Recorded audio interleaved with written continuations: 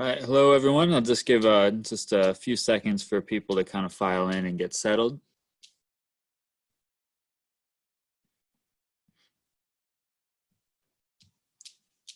All right, so we have 1,000 people registered today, so expecting a pretty large group, and I'll try to go through this quickly so we can get to as many questions as possible.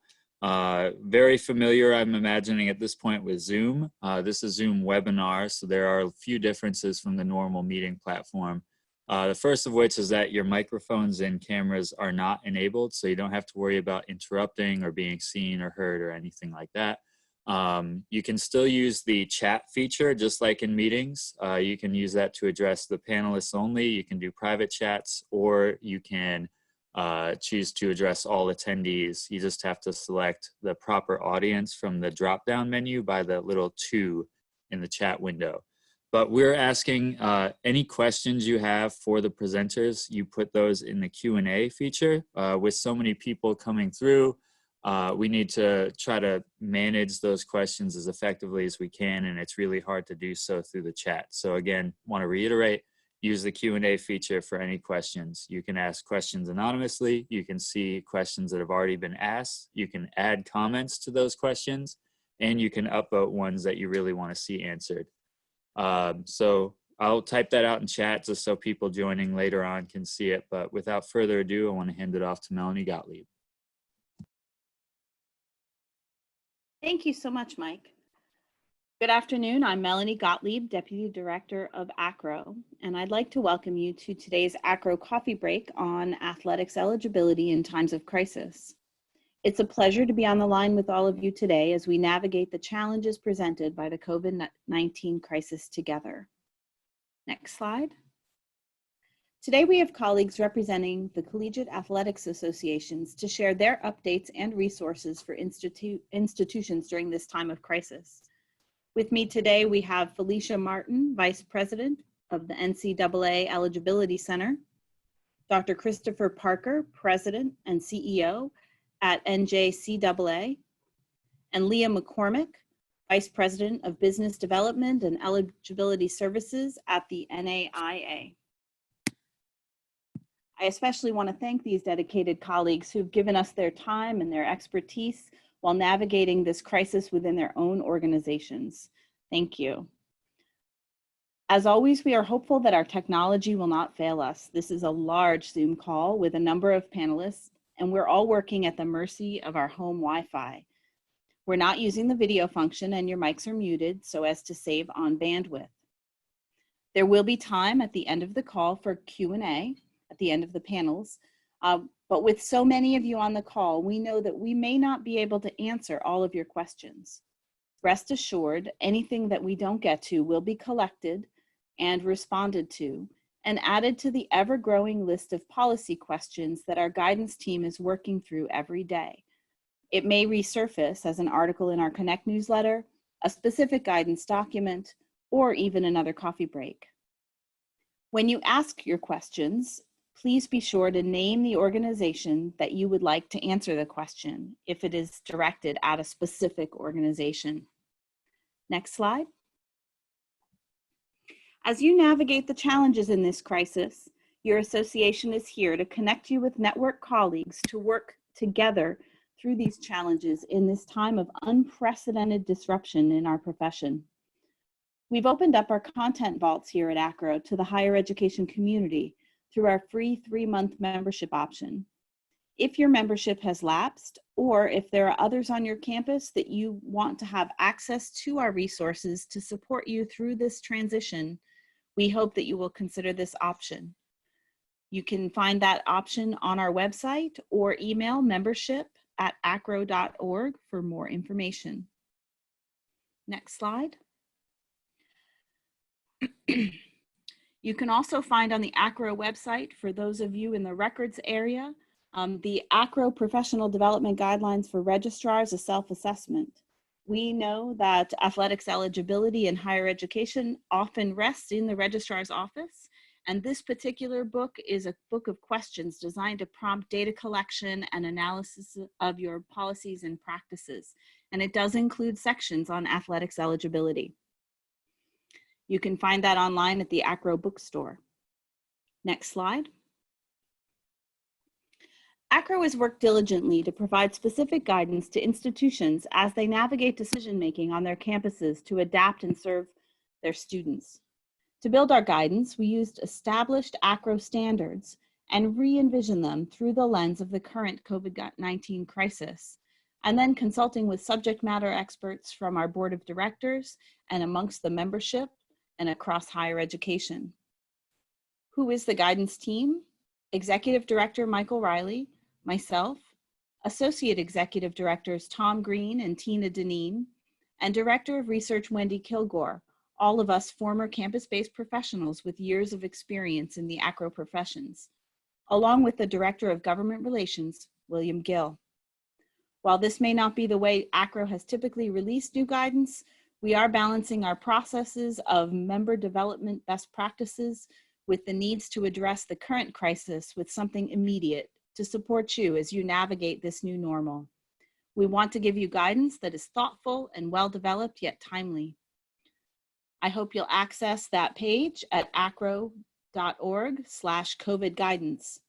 If you have suggestions for the guidance team to consider, please don't hesitate to contact us through the contact form on that page. Again, that address is acro.org/COVID guidance. Next slide. Since the onset of the current crisis, Acro has deployed 3 practice snapshot surveys to gain insight into the challenges and evolving practices at our institutions. You can find the complete results on our website at acro.org/COVID guidance. We will have a 4th survey, which will be an update of previously asked and still relevant questions that we'll deploy on May 8th. We found it's important to capture the rapidly evolving practices and the rapid decision-making that's happening at your institutions, and we want to support you and share that information. So look for that. The data will be released before the end of the month once that survey completes. And now I would like to turn the mic over to Felicia.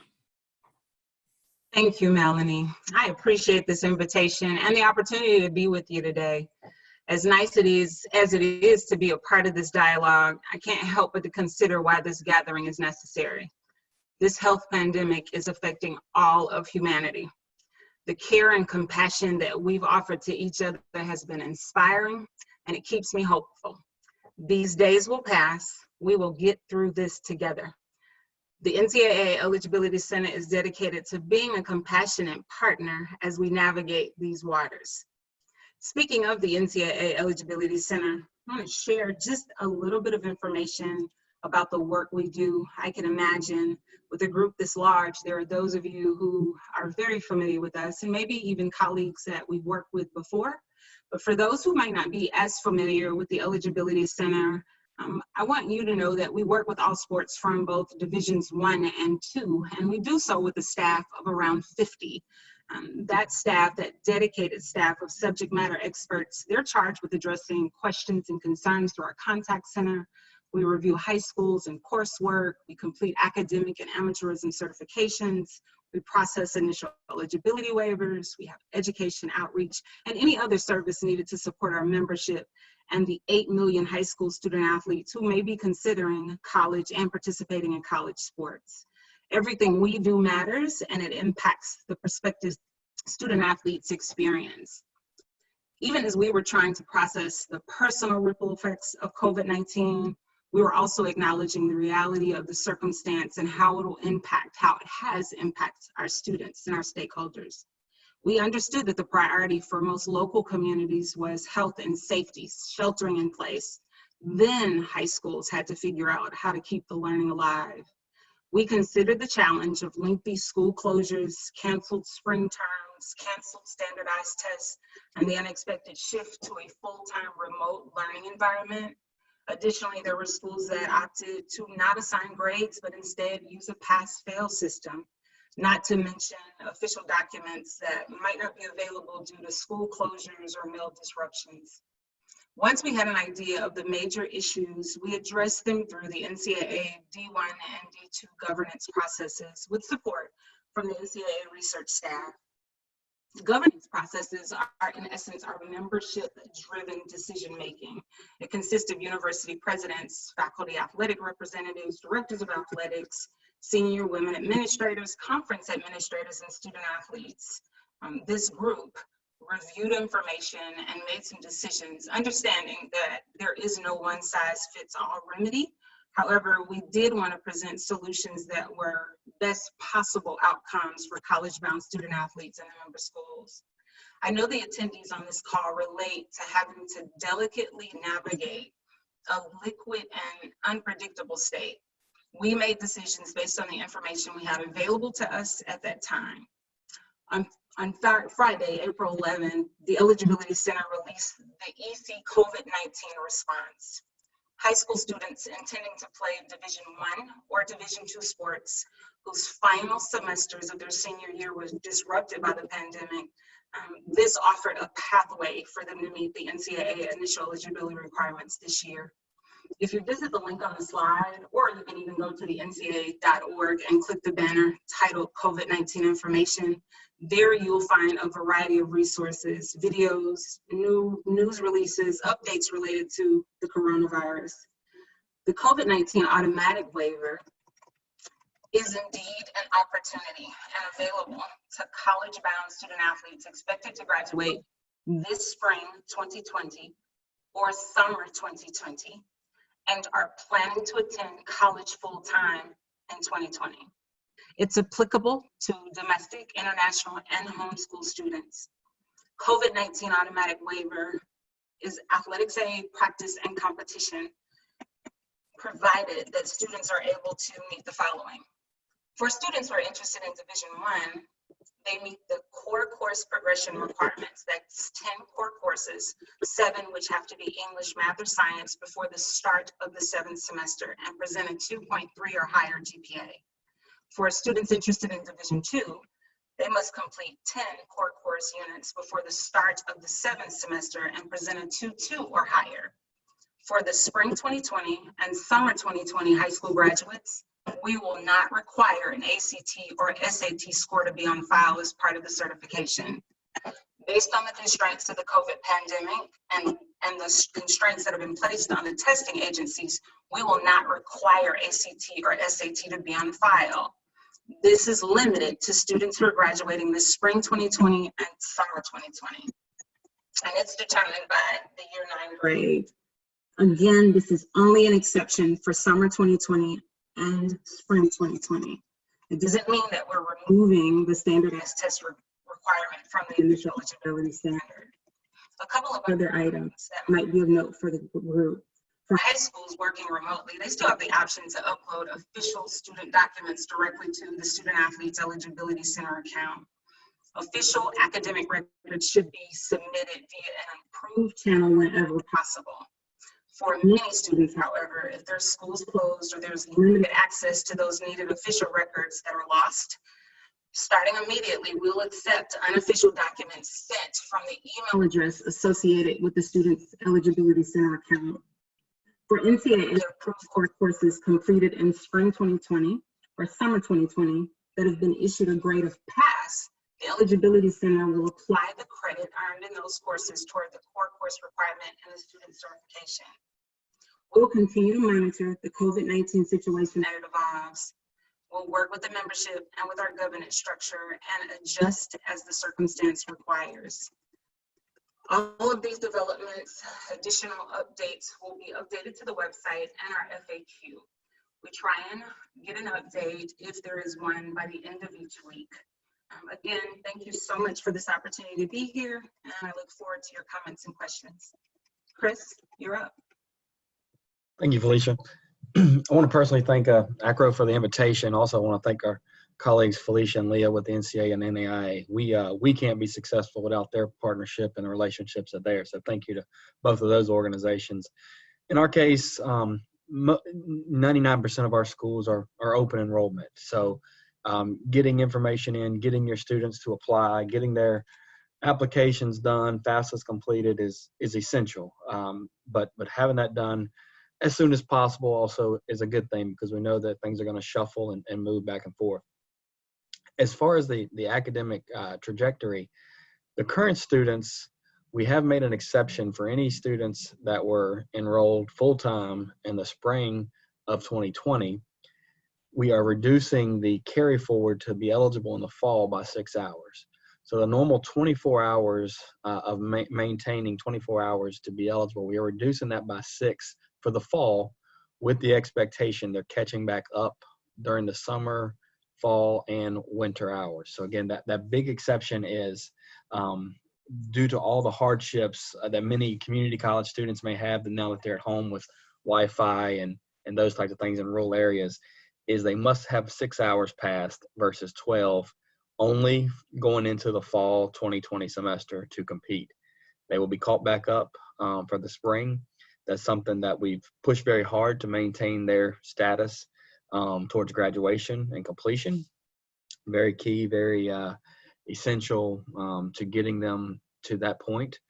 The other aspect of understanding what they need to transfer.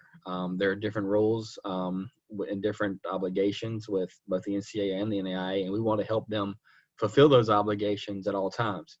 However, at the same time, even if a student athlete was not able to complete 6 hours this spring due to mitigating circumstances, we still have generated a special appeals committee to hear those. We do not want to necessarily penalize students who had absolutely no resources, showed the support, have the documentation and the verification to help them be prepared to succeed. And sports is really one of their driving forces to get them into the fall back as a full-time student. So we have developed a special appeal committee in those instances. We have no idea how many students may apply for that, but it has been generated, and there will be 3 dates in which administrators, registrars, coaches have to submit that information by, and that information is actually being published today, later today at 3 o'clock, to go out to all of our members and those that are in need.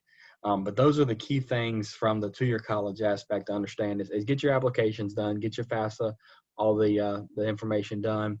Recruiting is still virtual. So reaching out to coaches and administrators of different schools virtually, phone, text message, email, Zoom, FaceTime, whatever it may be, is critical. But again, the one-time exemption, rather than 24 hours going into fall 2020, if they were full-time in the spring, there is an exemption of 18 of hours. So that's the main thing to take notice of with the NJCAA right now.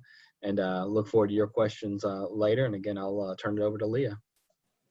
Thank you so much, Dr. Parker. Appreciate it. I wanted to talk a little bit about the NAI. This is Leah from the NAI Eligibility Center.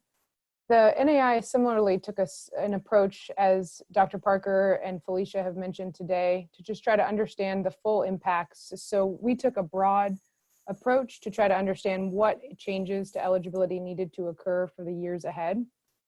Just a little bit about the NAI. So we are the experts in the business of small college athletics, and our members make up about 250 institutions across the US and Canada.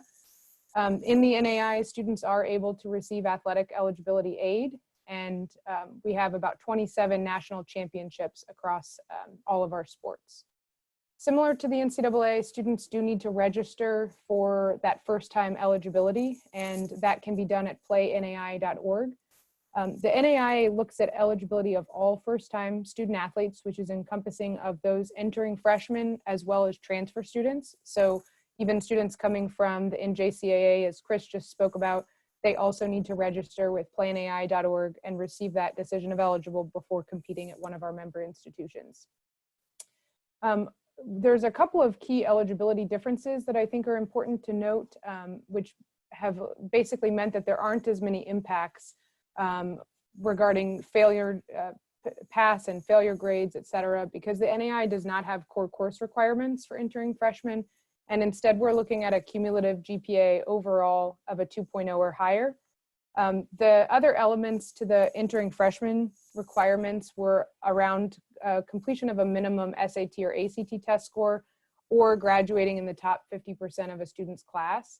Given all of the impacts that COVID has had, especially with the testing services, that has been waived. And so similar to what you've just heard on our counterparts side, the NAI has made an exception to that entering freshman, which basically enables a student to be academically eligible for athletic scholarship and competition in the NAI, provided that they graduate high school and achieve a 2.0 GPA. If the student ends up using that requirement rather than relying on the standard 2 out of 3 requirements, then they would also need to meet a collegiate GPA of 2.0 before going into their second year. So our governing bodies looked at this and thought that that was a good balance between ensuring academic readiness and also providing many opportunities for students given the current state. So we took a flexible approach and we said, we knew that we had the canceled spring seasons. And so there are a number of positive things for student athletes who were impacted by that canceled spring season that the NAI enacted. Namely, it gives all those student athletes an additional spring season of competition. They will not be charged for competition competing in the spring of 2020. And it gives students an extra year academically as well. So in the NAI, they get 10 terms of attendance. And so now students enrolled in the spring of 2020 will actually get 12, which is basically giving them the opportunity to use that additional season. There are no negative impacts to distance or e-learning courses. All of those are acceptable. And like I said before, pass-failed grades, because we have a cumulative GPA requirement, pass-fail grades are not going to negatively impact a student's eligibility. The one caveat, of course, is that if the student was relying on a grade of an A or a B to boost that GPA above the 2.0 mark, the student may not have the opportunity to rely on that if they're going pass-fail. That's the one note on that front. The additional point of note is that high school graduation is still required, and this exception does apply to international, homeschooled, and entering freshmen. However, the high school graduation requirement is still intact for all of those groups. And the homeschooled students in the NAI already have a mechanism for automatic eligibility through an elevated test score. That is still in place, and if they do not meet that or could not take that test, then they have the opportunity to apply for a homeschool review committee waiver, and that process is still intact. Additionally, there's another avenue for eligibility, which is that the GED completion of that does meet the 2.0 minimum, and that would meet the automatic eligibility exception for this year. I want to point out just a couple of different changes to how to send transcripts during this time. The NAI Eligibility Center will continue to require that high school transcripts are sent through the NAI portal, which is a mechanism for high school counselors to directly and securely upload high school transcripts to our center. And collegiate registrars actually also have the opportunity to create an account. So for students transferring to the NAI, registrars are able to create a portal account. However, we also accept collegiate transcripts sent to us by a number of approved e-vendors or through the mail. International students, we also are recommending to send electronically through our partnered service INCRED evaluations as the fastest way to get their records to us, just given this, the challenges that are being faced around the mail and getting physical records. So as we look to you all are key partners in this process to help students transition and realize their college dreams. So we just want to thank you all as registrars, as counselors, as admissions officers for all the work that you do to help student athletes find that right fit and be able to continue to compete. For registrars, like I said, we invite you to create that portal account, which will help streamline the submission of official records for students. And high school counselors, we invite to create an online portal account if they do not already have one. We also have an updates page on the NAI homepage to provide any and all updates. If there are potentially additional changes coming down the pathway, we will be putting those updates on our main NAI.org COVID page, as well as an FAQ page directed at eligibility questions, legislative, etc. So we invite you to join those pages. And I also believe VACRO is going to make available resources for everyone at the conclusion of this call. So I will turn it back over to Melanie to go into the Q&A section.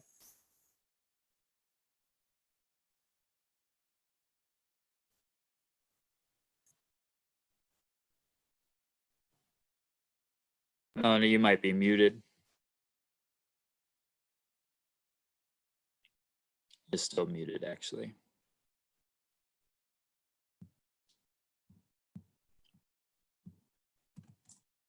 Well, in the meantime, I just put in the chat area there a link to download a PDF of this slide deck. There's not much to it, but that way you'll be able to get to the links that everybody has talked about. Hi, Mike, I'm here. Okay, sweet. My apologies, my internet dropped just as the mic was about to be passed to me. So we have quite a few questions, and I'm gonna sort through, and there are a couple that I think that would be well answered by all of these services that are a little less specific. So I'm gonna start with questions around standardized testing. So I see several questions that ask about flexibility for current juniors regarding standardized testing. So hearing about standardized testing scores being waived for spring, summer 2020, are there any impacts being considered for students graduating in 2021? And maybe we start with Felicia and then kind of go down the line.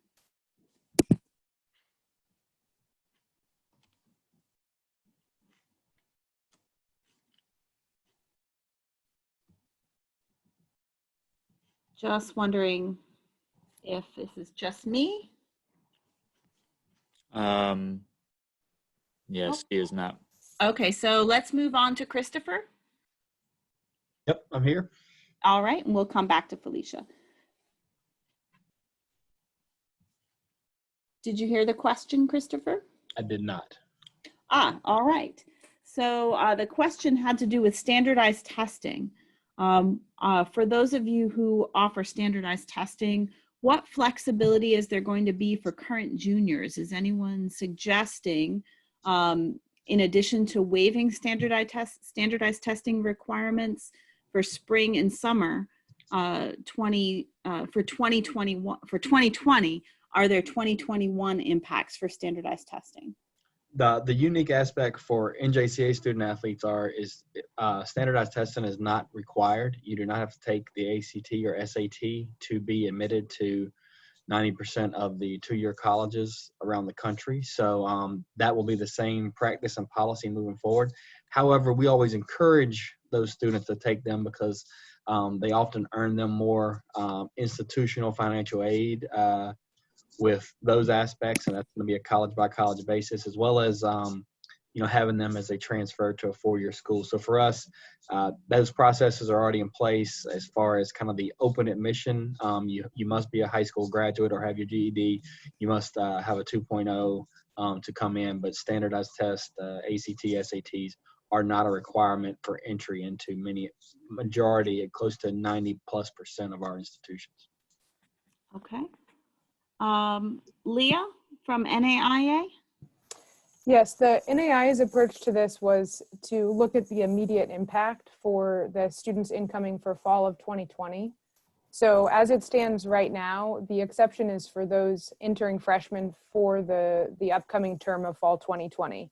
So as of right now, we have not considered if this carries over to students entering in future terms. But the idea would be that in a year from now, the students would again have those options related to the testing service. So I would not anticipate that the exception would carry forward into fall of 2021. There will be no lasting implications that will negatively impact a student's eligibility if they went distance learning or have pass-fail grades on their transcripts from this time frame. So that will have a lasting positive impact in that it won't harm their eligibility going forward. But my guess is that we would be back to a kind of a normal environment where the test score would be required in the future. All right. Is Felicia back on? Can you hear me now, Melanie?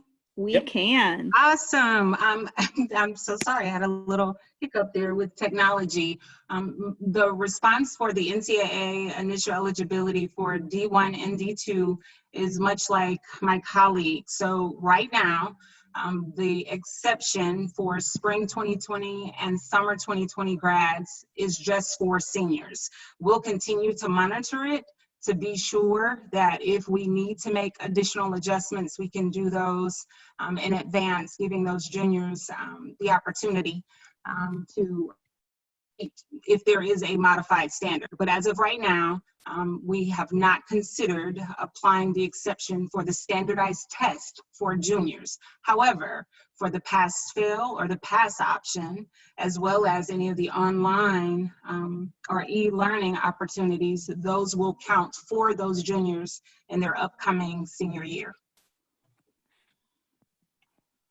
Thank you very much. Related, and this is also for NCAA and NAIA, all current grades, class of 2020, 2021, 2022, and 2023. It is my understanding that when a district is completely pass, no pass, then a pass is acceptable. However, what about if the district provided choice of grade, pass or no pass? Will the student be expected to have a letter grade, or will pass still be sufficient if the student was given a choice? And so I don't know, maybe Felicia, you could answer first. So for the senior this year, we will use pass or the letter grade. We'll use whatever is to the benefit of that student. For any of the additional years, for that freshman, sophomore, or upcoming junior, again, they'll get credit for the pass, and it will err on giving that student the benefit of it helping with meeting the standard. Thank you. And Leah, do you have anything to add to that? It's very similar in the sense that it's positively impacted students' eligibility, but for the NAI, there is no specific requirement in any type of core courses. So what we're looking at is the cumulative GPA, and it's on how the institution is calculating that. So if the school is including the pass or no pass into the GPA, then we would similarly factor that in. If they, however, are omitting that from the GPA, then that's the same, the omitted GPA would be used. If there is an instance where the student needed to rely on A's or B's to elevate their GPA and they could not as a result of going pass or no pass, then they would have the option to submit a request for an exception to a standing rule and have that reviewed by our eligibility committees. There is currently no standard across the board exception for that, but rather will be handled on a case-by-case basis. Excellent, thank you. Another couple of questions here. There's a couple of questions about Division III, and so this is for NCAA. Will NCAA course requirements be altered for all the 3 division sports? If so, in what way? If students miss their main sports season for their junior year recruitments, how should they go about reaching out to NCAA college coaches? Is there a different requirement for outreach for each sport? Oh, actually, so that's not Division III, I'm sorry, for 3 division sports. The first part of the question, Melanie, just to address the Eligibility Center is a service for D1 and D2 divisions only. And so for D3, that admission, that initial eligibility standard airs on the side of the admission standard for the university. So the Eligibility Center only works with D1 and D2 at this time. So for the question in and around recruitment and sport and reaching out to the coaches, if you would give a call to our legislative line or visit us on the website, we can get you the specifics in and around recruiting and any of the changes that might be helpful for that student. All right. And then Felicia, also as a follow-up, there's just a comment around junior students being concerned that they won't be seen by coaches because of high school spring sports been canceled. And I assume that answer is the same, that they should be following up? Yes, they should be. That is one of those areas as far as our governance and our AMA staff would be able to better support and get you some answers in and around that. I know that that is definitely a topic that our governance staff and our coaching community have been paying lots of attention to. And so any updates or additional information can be found on our website, or if you reach out to the Eligibility Center, we'll get you connected to the right source. All right. And I'm afraid, Felicia, you're going to be on the spot for the next few questions. There are quite a few that are very specific to NCAA. One is, will the NCAA be accepting online courses taken over the summer or next year for those students who graduate in 2021? The COVID-19 academic waiver is absolutely for spring 2020 and summer 2020 senior students. Anything beyond summer 2020, we will anchor to and adhere to the requirement as it is now. Best thing to do is to reach out to our talented high school review staff or give us a call on our contact center to get you some additional information so that you can hear the specifics and even visit the high school portal for any additional information around particular online sources and any assistance that your high school can get. Thank you. And then related to that, are some questions around credit recovery programs like Edmentum or Plato. Are they going to be allowed or still count for eligibility for the summer of 2020 for underclassmen in high school? And will the NCAA be expanding the list of acceptable online course providers for 21, 22, and 23? For spring 2020 and summer 2020, because of the disruption in and around the pandemic, e-learning, online learning, and any of the efforts that schools made to continue learning will be acceptable. That's spring 20 and summer 20. Beyond summer 2020, if you will review and anchor back to any of the information for those specific online or e-learning opportunities, we will use those going forward. For those juniors who were in the classes for spring 20 and summer 20, they will get credit for that. Excellent. Thank you so much. Felicia, there is a clarification on the legislative branch. Where on the website can they find that? Is this the question in and around the governance information? I believe so, yes. Okay, so if we can, I think we've got, if you can go to the ncaa.org, and if the banner is still there, you should be able to click on the COVID-19 information. Once you click there, there's an amazing page with all kinds of videos and resources and research. And if you will scroll to the bottom, there are specifics around D1 and D2, as well as some recruiting information that might be helpful. All right, it looks like Michael is navigating to that for folks as they're getting there. I'm trying to anyway. Mike, I think that the on Felicia's slide, there was the athletics, was her COVID-19 athletics page. And so if you just click there, that will give you that piece of information.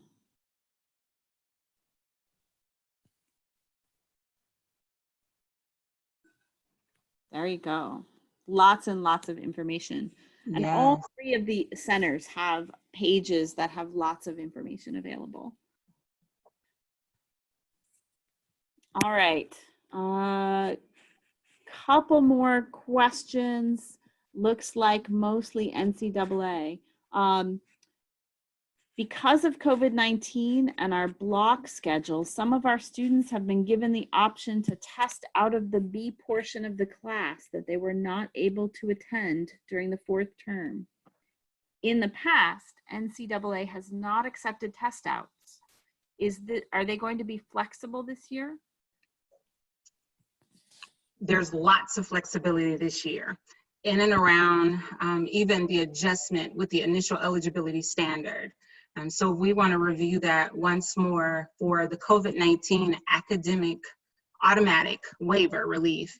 It's going to be provided to students, one, at the time of their of the evaluation. So once the information is uploaded to their accounts, there will be an evaluation. Actually, starting May 1, we began to apply the automatic waiver criteria to students who meet the standard. So with the COVID-19 standard, what we're looking at is if the student meets the core course progression requirement before the start of the 7th semester. So there's a possibility that before the spring 2020 semester, the students would meet the alternate standard, this pathway. So remember, for Division I, it's meeting the core course progression requirement, that's the 10-7. And so that would also be a 2.3 or higher GPA. And for our D2 student athletes, it's completing the 10 core course units before the start of the 7th semester and present a 2.2 or higher GPA. And so again, if you want to visit the Q&A, see if the question is addressed there, and if not, find us on the website or give us a call. Thank you. I have a question that I think I've seen this go a couple of times, and I want to make sure. There are a couple of portal questions. There's one for NCAA, which is, can a high school have more than one NCAA portal account to upload a transcript? How do we create a second account? Because at my school, we have only one for the counselor, and we have to share the password every time we need to upload a transcript for our students in our caseload. Yeah, we would prefer one account. And the reason the one account is really important is because that is also the opportunity for the high school to make updates, to assist us with any of the tasks that show up for the students. That's the one portal where, even as our high school review committee is working through those accounts, they're updating it. How about giving us a call? Let's see what's going on so that we can at least get that high school portal information. And the other thing is, for the portal, there should be at least 2 administrators for the portal. So there's a possibility that if you've had a change in staff, maybe there's a name there that is no longer an administrator. So the portal could also share with you who is the primary and secondary contact for that portal.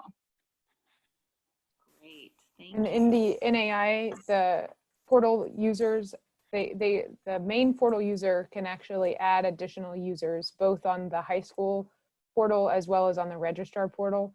So there can be more than one authorized individual per institution who can upload official records. Similarly, that is also the portal account where high school counselors will take action on approving fee waivers.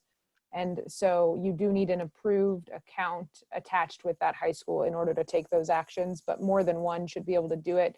And we would ask that we're not in a scenario where people are sharing passcodes, but they should have their own individual account to do that.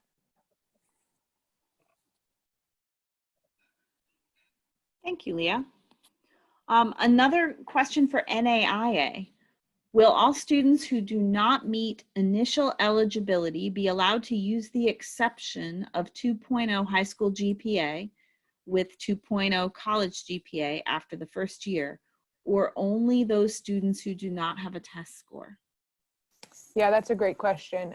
When our governing bodies looked at this, basically we erred on the side of flexibility. So rather than going to a scenario where only students who were negatively impacted by the testing services being down would receive the exception, we really went a more flexible route. So any student athlete who's classified as an entering freshman for this coming fall will have access to this exception. So that does mean that any student who otherwise would not have been eligible, but is now because they've graduated with a 2.0 cumulative GPA, will be eligible this fall. And then the other side of it is just that they need to meet that 2.0 collegiate GPA after the first year. And there was a question on here that I want to go ahead and address for everyone, that ordinarily students need to meet that 2.0 collegiate GPA after the conclusion of their sophomore year. So this is moving that up by 1 year.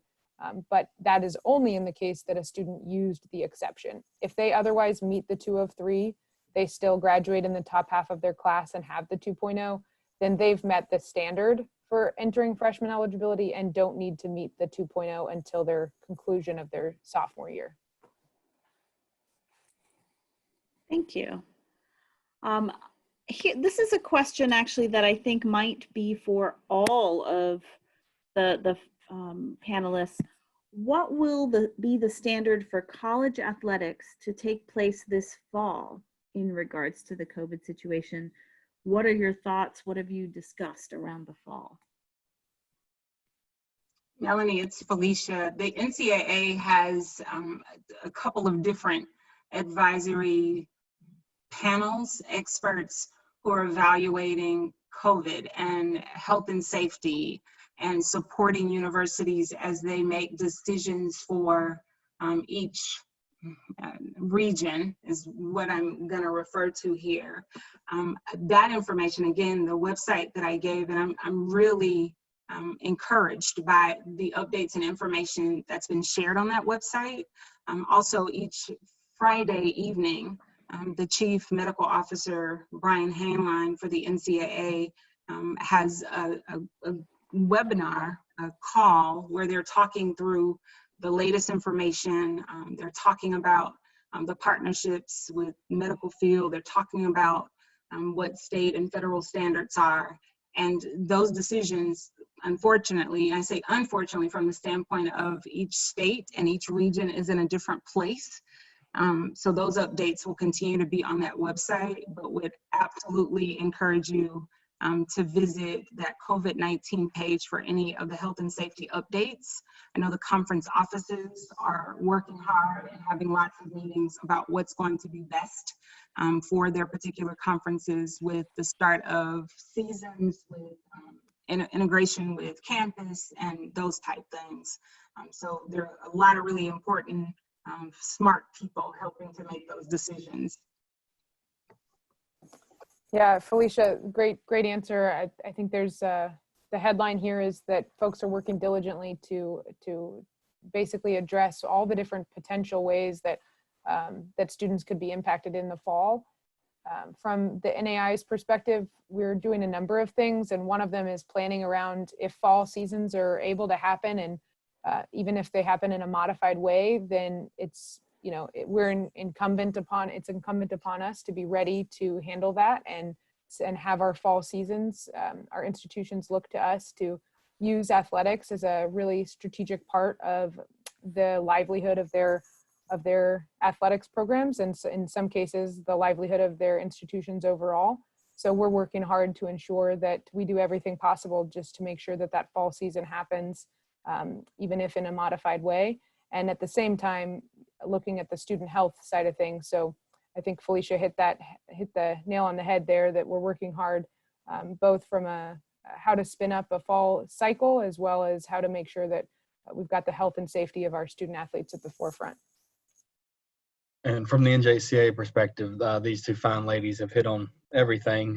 So thanks for stealing my thunder. But no, we many of the same things. How do we navigate this together? We're committed to having some type of fall season, but it's really going to come down to those state and local governments, as well as the federal government, and what some of the things add. So Felicia and Leah did an outstanding job of entertaining all that, and we're really following suit. Thanks for that. There are a few more questions around transcripts, and it looks like they're for both NCAA and NAIA. Can students upload their unofficial transcripts due to COVID-19, or are they only allowed to have the school official upload these transcripts to either NCAA or NAIA? For the NCAA Eligibility Center, of course, when we can get officials uploaded by an approved mean, we prefer that. But given COVID, there are exceptions being made with uploading academic documents. So we will accept an unofficial academic document if it is uploaded or emailed from the email address from the student's account. So again, we prefer the official route. High schools do have the opportunity to upload officials, but given COVID, if we can't get an official, an unofficial can be emailed from the student, from the account on the student's profile. Yeah, great question. For NAI eligibility, the official high school transcript is still required through our online portal. The rationale behind this was we've been really plugged into the industry and working with our high school advisory groups and trying to just understand the field. And so far, we've heard that there is, even if it's remote, there largely still is access for the counselors to be able to access their official systems. So we are still requiring that the high school transcript come to us via that online portal. It is really the fastest way for the student to get their eligibility decision, since it comes directly from the source and populates directly into our system.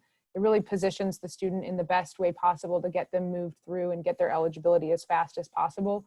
So we felt that it was really important for us to continue to find ways to help students get streamlined through the eligibility process this year. So we are continuing to require that those transcripts come through the portal. From the collegiate transcript side, it is in NAI bylaws that official transcripts are required. We have in various, let's say, natural disasters in the past is a good example. We have had our governing bodies look at particular exceptions to this. And as of right now, we are still requiring official transcripts.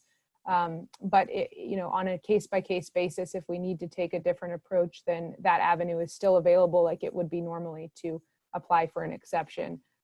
For the collegiate transcript side, those can be, like I said, uploaded directly through those portal accounts, which is the best way to do it.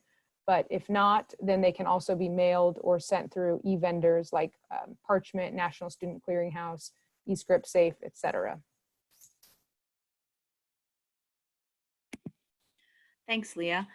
There was also a question about the Naviance portal. Can any of you who take transcripts through Naviance, can you address that question? It's not clear which agency this question is for. Yeah, I'm not so familiar with that portal. I don't believe that it's one of the accepted methods that we're connected with.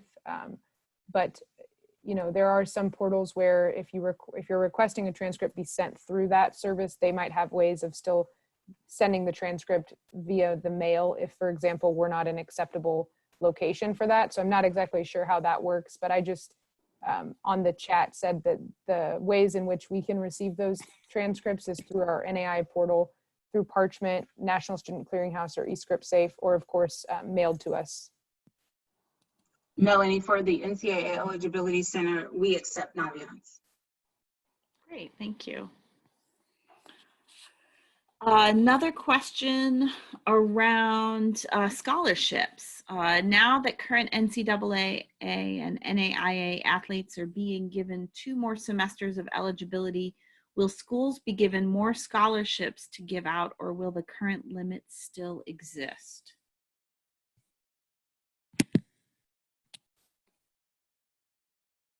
Not sure if someone has a question that they would like to, or thought on that.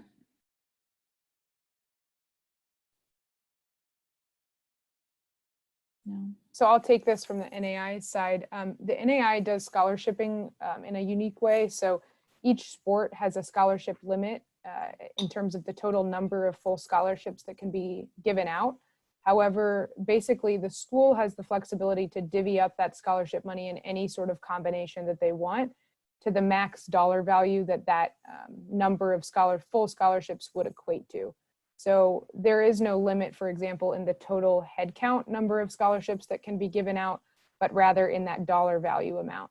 So because that lends itself to a lot of flexibility, institutions still have that ability to make adjustments and give out scholarships in a variety of ways. Our governing bodies are looking at this and just trying to decide and understand if there are additional implications that need to be looked at from a financial aid standpoint. The Council of Presidents through the NAI governing structure is actually already working on a financial aid task force to look at kind of a variety of issues that might need to have policy changes attached with them anyway. And so we'll be providing detailed information on some of these changes that is coming out of those conversations. And in the meantime, we will post any updates to our COVID-19 page, but this is an important area that our governing bodies are looking into. Melanie, there's not much more I can add outside of what Leah has already shared. There, of course, has been a lot of media and conversation in and around finances and the impact of COVID. The governing bodies did get together and had some conversation in and around making exceptions so those senior student athletes who did not get to participate in their senior semester would have the opportunity to return. As far as the finances in and around that, it did not include additional scholarship numbers as far as per sport or per institution. Again, that COVID-19 update in and around what D1, D2, and D3 are doing with the current state and changes that are being made to current legislation or adjustments that are being made for this day and time can be found there. I will say that people are spending, meaning the membership, our institutions, presidents, ADs are spending lots and lots of time being diligent and thoughtful in and around care and concern for students and making sure that those opportunities are there.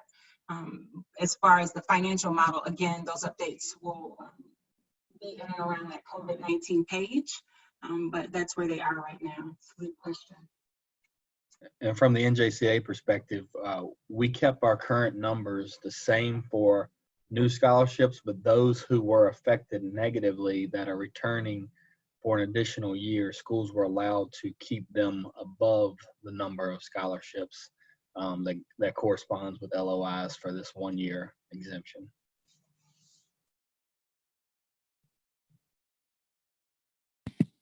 Thanks all for that. I have a very specific question for NCAA. And the question is, for the core course GPA for Division II, will the GPA be calculated with only the courses that were completed before the 7th semester, or can courses after the 7th semester be calculated into their GPA?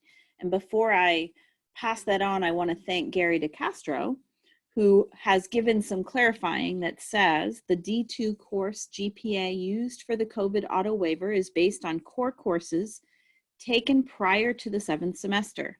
Should the student not be eligible for that waiver, a complete evaluation based on the student's full high school record will be completed.